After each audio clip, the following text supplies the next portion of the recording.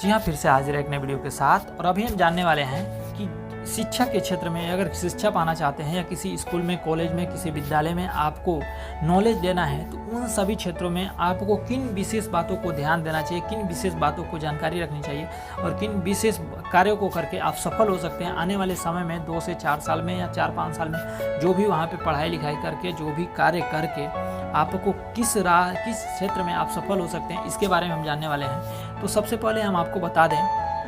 कि यदि आपने पढ़ाई अच्छी ढंग से करनी है या अच्छे ढंग से पढ़ाई किए हुए हैं, अच्छे ढंग से आपने अध्यापक हैं, अच्छे ढंग से किसी को पढ़ा सकते हैं, तो आपको कम से कम 2 से 3 साल उसी संस्था में रह करके आपको एक्सपीरियंस लेना चाहिए। या पढ़ने का है आपको एक्सपीरियंस लेना चाहिए या पढ़ाने का एक्सपीरियंस लेना चाहिए। जब आपके पास टेक्निक की और नॉलेज की और उन विशेष टिप्स के बारे में जानकारी हो जाए तो उस टिप्स को आप यूटिलाइज करें, किसी जगह पे उसे उपयोग करें, किसी क्षेत्र में लगाएं, किसी जगह पे लगाएं। अगर आप टीचर हैं तो आपको पढ़ाने के बाद एक्सपीरियंस हो जाता है या अनुभव हो जाता है कि हमें किस तरह से बच्चों को पढ़ाना है, किस तरह से बच्चों को ट्रेंड करना है, किस तरह से बच्चों को हैंडल करना है। तो आप किसी भी जगह पे कोचिंग डाल करके, कोचिंग की व्यवस्था करके, कोचिंग की वहाँ पे अच्छे से बच्चों को संस्कार दे करके, अच्छे से शिक्षा दे करके वहाँ से आप अर्निंग ले सकते हैं। अगर आप विद्यार्थी हैं तो वहाँ पे आपको क्या करना है। अगर विद्यार्थी हैं, आपको समझ में नहीं आता है, कोई मार्गदर्शक नहीं मिलता है, अच्छे टीचर से गाइडलाइंस लेकर के, उन विद्यालय में जो अच्छे टीचर्स होते हैं उनसे गाइडलाइंस लेकर के, उनसे सीख करके, उनसे कुछ टेक्निक सीख करके अपने पढ़ाई में यूटिलाइज करें, अपने पढ़ाई में उपयोग करें कि हमें किस टॉपिक्स पे पढ़ना चाहिए, किस क्षेत्र में जाना चाहिए। ये रही बात कि आपको एक बात पे ध्यान देना पड़ेगा। अगर आप स्टूडेंट हैं तो आपको इस बात का ध्यान देना पड़ेगा और इस बात की जानकारी रखनी पड़ेगी कि आपको सबसे ज़्यादा नॉलेज किस क्षेत्र में है। आपको मैथ में नॉलेज है, इंग्लिश में नॉलेज है, या हिंदी में नॉलेज है, या आपको किसी बोलने की टैलेंट में नॉलेज है, आपको किसी नाटक करने में टैलेंट है, या ड्रामा करने में टैलेंट है, या किस क्षेत्र में आपका ज़्यादा मन भागता है। आपको उस काम को करते करते, आपको उस पढ़ाई को करते करते आपको इस बात का भी ध्यान देना पड़ेगा और इस बात को ध्यान देना चाहिए कि हमको किस क्षेत्र में टैलेंट हमको मालूम है, किस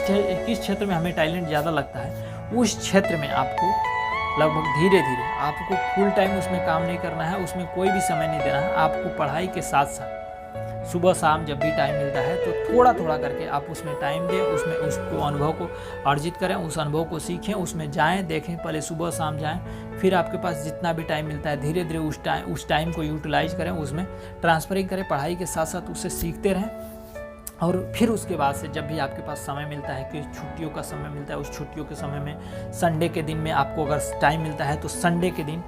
या जब भी आपको छुट्टी मिलता है, स्कूल को, कॉलेज को, विद्यालय का जब भी छुट्टी मिलता है तो उसमें उस समय उस सिचुएशन में जाएं, उस जगह पर जाएं जिस क्षेत्र में आपका अनुभव लेना चाह रहे हैं, जिस क्षेत्र में आपका दिमाग जा रहा है, जिस क्षेत्र में आपका मन बुद्धि काम कर रहा है, वहाँ पे जाएं, वहाँ पे देखें, वहाँ पे सीखें, उसकी बारीकियों को जानें,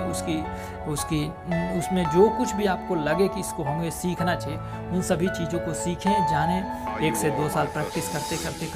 जब आपको उस क्षेत्र में अनुभव हो जाएगा तो आपको निश्चित ही उस क्षेत्र